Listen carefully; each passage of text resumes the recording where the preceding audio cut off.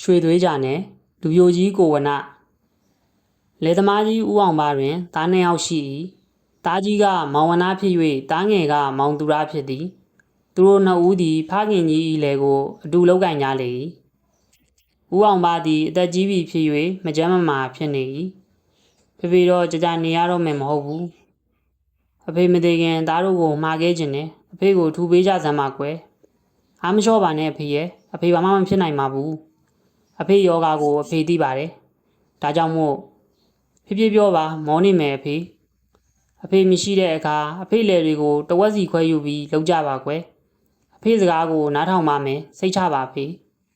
ထိုယောဂါဖြစ်ရင်ဦးအောင်ပါသည်မကြာမီကွယ်လွန်သွားလေသည်ထို့နောက်တွင်ညီကိုနှစ်ဦးသည်လယ်များကိုအညီမျှခွဲယူကြပြီးလုပ်ကိုင်ကြသည်ကြိုးစားပြီးလုပ်ကိုင်ကြသဖြင့်စပားများမှာအတော်ပင်အောင်လေသည်တညတွင်မောင်ဝနသည်အိမ်မပျော်ဘဲနေ၍အဖေရှိစဉ်ကညီကိုနှစ်ယောက်လဲတူလုပ်ခဲ့ကြသည်ကိုသတိရမိလေ၏ငါညီမကသားနဲ့မယားနဲ့ဆိုတော့လောင်ငါမှရှိပါလိမ့်သာငါညီလောင်းငါအောင်ဘလို့လုပ်ပြီးကူညီရပါလိမ့်အကြံတော့ရပြီ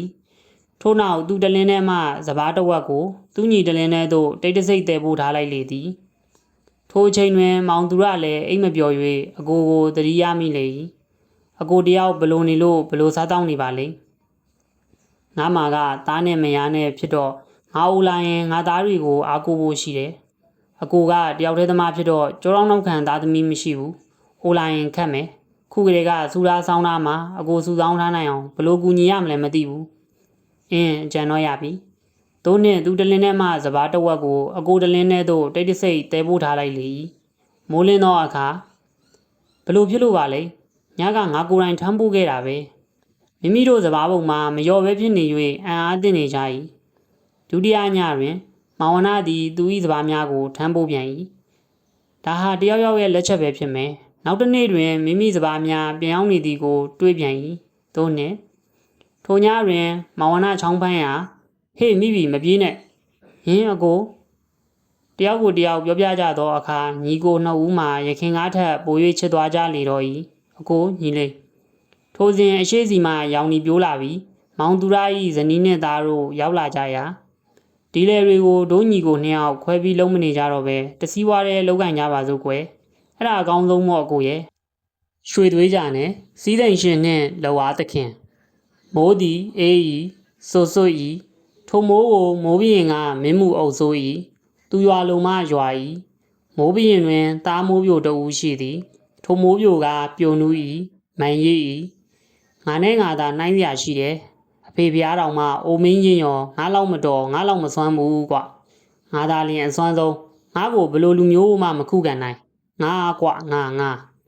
တနေ့တွင်မိုးပြိုသည်မြည်သူအားသူ့ဖုံးစွမ်းပြရမည်နည်းဟုရှာဖွေရာအလိုစီးသိမ်ရှင်တထေးကြီးပါလားမြင်း6កောင်ကားတဲ့ယထာတွေပါတွေနဲ့အမဲမျက်နှာထားကလည်းတဲတင်းတကိုတာမွေအင်းကြီးဝေပြီးဘဝင်ကန်နေလိုက်တာစုံမလိုက်အောင်ပါပဲပြောဆိုနဲ့မိုးပြိုကရုတ်တရက်မိုးရွာချလိုက်ရာကဲကွာခက်ရွှဲလေးပဲမိုးရွာချလိုက်ပြီဒီလောက်ကြွားတဲ့စီးစိမ်ရှင်ကြီးဟီဟီတထေးကြီးသည်အေးစိမ့်၍တိမ့်တိမ့်တုံချမ်းတက်လာသောကြောင့်အလိုချမ်းလိုက်တာလဲစရာအိမ်ကိုအမြန်ဆုံးမောင်းလောထို့ကြောင့်မြင်းလဲမောင်းသမားသည်ကြာဖို့ရိုက်၍အပြင်းနှင့်လေ၏တထေးကြီးသည်အိမ်ပြန်ရောက်လျင်ဝုံမွေရကြီးပေါ်တွင်ဂဒီပါဆောင်ထက်နှင့်ကွေးလိုက်မည်ဟုတွေး၏ထို့အခိုင်ကဲကွာလပင်းနဲ့သားမွေးကြတဲ့ပတ်ထဲလိုက်မယ်ကိုရဲရေဝင်ပြီးအသေးခိုက်မေးရိုက်လျောဟဲတထေးကြီးမေးချင်းရိုက်ခါအချမ်းနံကိုလှိမ့်ခံနေရသလောက်မိုးပြိုမှာဟူးချမ်းလိုက်တာဟဲပျော်လိုက်တာနော်တထေးကြီးအိမ်သို့ပြန်ရောက်၍ကြေးကျွန်များကချီမာပြီးသွင်းလာစဉ်တထေးကြော်ကြီးပြေးထွက်လာပြီးအမလေးလေးဒုက္ခပါပဲလားကိုတွေကလည်းချစ်တောက်ပူနေပါလားရေတွေလည်းရွှဲလို့မွေးရပေါ်ရောက်အောင်မြန်တင်မေးကြပါဦးတယောက်ကသမားတော်ကြီးကိုအခုပြေးပြီးသွားပင့်လန်းမိုးပြိုကသူဆွမ်းပြလိုက်ရသည်ကိုအားရကျေနပ်လျက်ဖခင်နံသွားရောက်ခါဝင်ကြွားကုန်ယူ၍ပြောလေ၏ခမည်းတော်ဗျာသားတော်ဆွမ်းကြောင့်တထေးကြီးတူဟာမြင်းရထားနှင့်အလာမှာနောက်ဆုံး၌အေးမိပြီးအဖျားတက်သွားကြောင်းပါဖေဟာမိုးပြင်းကြီးသည်အသက်ငယ်၍အတွေ့အကြုံနုနယ်သေးသောမိုးပြိုကိုကျင်နာစွာကြည့်ရင်သွန်သင်ဆုံးမအောင်ပါပဲသားတော်မိုးပြို စီးစိမ်ရှင်တထေးကြီးပေါ်အောင်နိုင်လိုက်သည်ကိုဖာခမဲတော်အားရတော်မူသည်သို့တော့ဟိုးဝေးမှမြင်ရတဲ့လေယာလုသားကိုရှုလောသူသည်စီးစိမ်ရှင်တထေးကြီးလိုအနှွေးတဲ့မပြေဆုံးယုံသာမကခမောင်းနှင့်နိုင်ငံပိုင်းမှလွယ်၍ဘာဝင်းများမပါကြထိုလေယာလုသားကြီးကိုသားတော်မိုးပြိုအောင်နိုင်အမည်လောအစွမ်းပြကြည်အောင်လောထိုလေယာလုသားကြီးကိုအောင်နိုင်လျင်ကဘာတလွားမှာသားတော်ဟာအစွမ်းထက်ဆုံးလို့သားတော်ရဲ့ကြွေးကြော်ချက်ကိုဖာခမည်းတော်ကိုယ်တိုင်ယုံကြည်မိဖြစ်သည်မိုးပြိုသည်ရုပ်ရှင်ထကထွက်ရင်ရှုလော့ခမည်းတော်ထိုလေလုသားကိုတခဏတွင်အေးမိစေပါအံစီးစိမ်ရှင်တထေးကြီးလောက်ခတ်မိမဟုတ်ကြောင်းမှာလုသားကြီးထံသို့သွားချိန်၌ထဲထိုးပြီးဖြစ်၍လဲတက်ခါထင်းငွေထွက်မိစဲဖြစ်နေသည်မိုးပြိုသည်လုသားကြီးကိုပြေးကပ်လိုက်ရာအေးစိမ့်၍စက္ကနဲဖြစ်သွား၏ဟူစိန်ကနေအေးလာပါလားဟာဟာပျော်လိုက်တာငနဲကိုတွန့်သွားတာပဲငါကိုလည်းမမြင်ရငါတန်လည်းမကြားရရှာတော့ပျော်စရာကြီးလုသားကြီးသည်မတက်ရက်လိုက်ခါနွားများကိုလဝါဖြင့်တားရိုက်ခတ်ပုံမောင်းလိုက်ရာသွေးပူလာတော့၏ဟဲ့နွားဟဲ့ဖီးလေတဲဟိတ်ဟဲ့ဖီးတဲဒီနွားဟာမိုးပြိုသည်လဲပေါ်မှကြကြံခဲ့၍ဒေါသထွက်ပြီးထကျင်းလေသည်နေနေအောင်ပေါ့ကွာတော်တဲ့ရောက်မှဒီထက်မကအလုံးရင်းနဲ့ဖိပြီးနှိပ်ဆက်ပြလိုက်အောင်မယ်ဟိတိလားတော်တဲ့ရောက်၍လဲပြုတ်ပြီးထင်းခုတ်ရန်တစ်ပင်ရွေးနေစဉ်ပထမထင်းကုန်းမီပစိန်ကိုဆူရွှဲစေ၏ကဲဆိုလူရွှဲစေသည်ဟဲ့ဟဲ့ဒီပင်ဆိုရင်အတော်ပဲနေမယ်ဩဒါကမင်းခုတ်ချင်နေတဲ့ပင်လားဟဲ့ဟဲ့ဆိုလူရွှဲစေသည်လုသားကြီးသည်ပစိန်ပြန်ယူရာမိုးရွှဲနေသည်ကိုတွေးသည်ဖြင့်ဟာတဲ့ဆိုးတဲ့မိုးပဲအေးလေ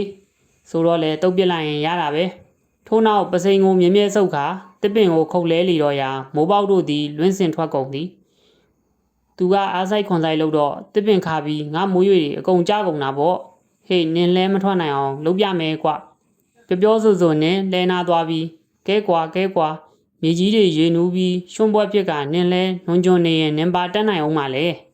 ထိုအကြောင်းကိုမသိရှာသောလုံသားကြီးသည်တစ်ခုတ်ပြီးတော့ဒီလောက်ထင်းတွေဆိုရင်တော့လုံလောက်ပါပြီထင်ပါရဲ့အမေလဲများနွန်ကျွန်းနေရော့လားထင်းများကိုလဲပေါ်တင်ပြီးမောင်းရာနွန်နစ်နေသဖြင့်မရွေးတော့ကြီးထို့ကြောင့်လုံသားကြီးသည်ခုံစင်းပြီးလဲဘိန်းကိုတွန်းလေ၏ဟဲ့နွားယုံလေမိုးပြိုကလည်းအားကြမခံတစ်ဖက်မှပြန်တွန်းလေသည်သို့သောလုံသားကြီးကရှိသမျှအားနှင့်အားဆိုင်၍တွန်းသဖြင့်ကျွတ်လက်တောင်နာသွားပြီနောက်ဆုံး၌လဲဘိန်းသည်လိမ့်ထွက်လာပြီးမိုးပြိုကိုနင်းမိလေသည်မိုးပြိုသည်မတက်နိုင်သောအဆုံး၌ဖာကမီးတော်ထံပြန်ရလေသည်ဒဏ်ရာတန်ချက်တွေနဲ့သားတော်ဘာများဖြစ်လာသလဲမှန်လားပါသားတော်ကလေလုံသားကြီးကိုနောက်ဆုံးတော့သားတော်ခုလိုခံလာခဲ့ရပါတယ်မှတ်လို့သားတော်လောကကြီးမှာကိုယ်တိုင်လုံးမလုပ်ပဲသူများလှုပ်အားကိုမိခိုပြီးအပြင်းဖက်ဇင်ခံနေသူများဟာအင်အားမရှိဘူးကွ